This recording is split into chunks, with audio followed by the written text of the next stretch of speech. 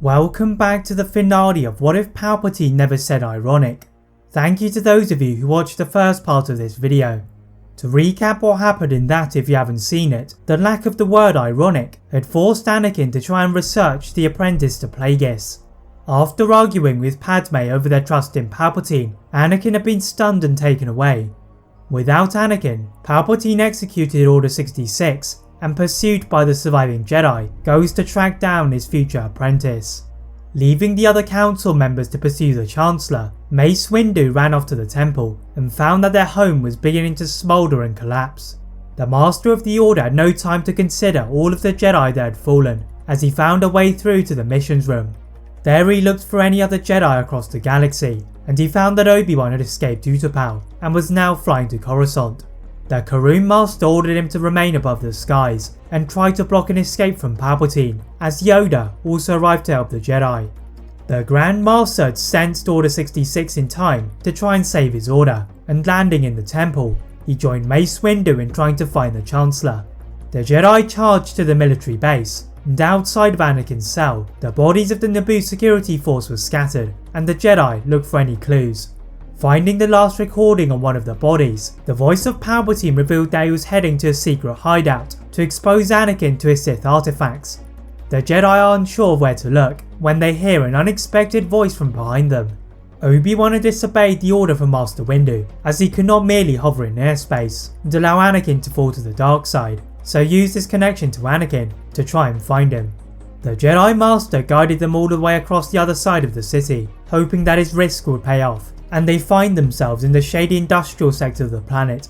The Jedi catch a glimpse of the blur of Palpatine's movement and try to reach him, but they are blocked by a Republic gunship, equipped with a squadron of the Coruscant Guard.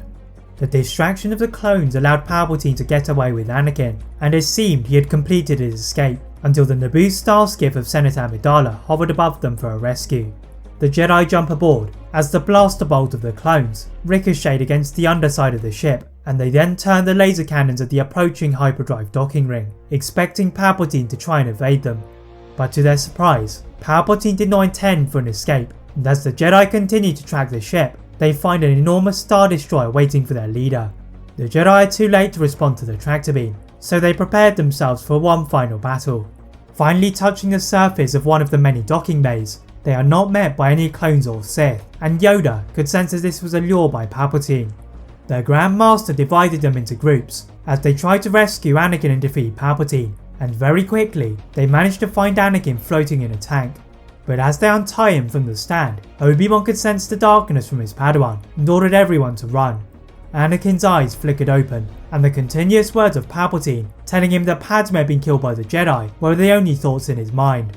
Releasing a giant burst of Force energy, the hidden Jedi were projected into the corridors of the ship as Palpatine emerged from behind them to cackle at their failure.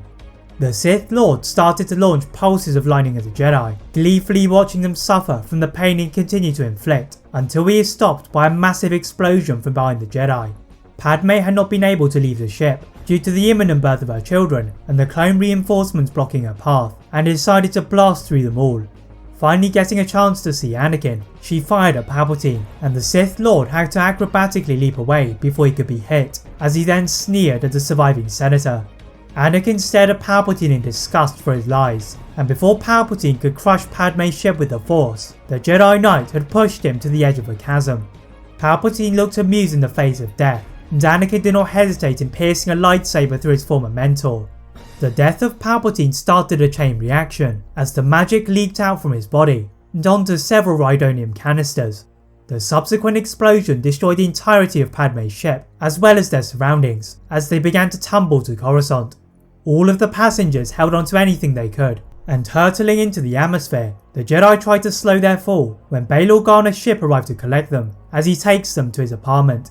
Whilst the Jedi begin to heal from their wounds, Padme gives birth to Luke and Leia, with the redeemed Anakin by her side, observed by his master and Yoda. The tale of Plagueis would be lost in history, until the darkness was ready to rise again. That is it for What If Palpatine Never Said Ironic. If you enjoyed this What If, please like this video, turn on that notification bell, click that subscribe button on this channel, as well as on my other channel What If Films. And as always, leave a comment on what What If you'd all like to see next, and how I can improve my videos.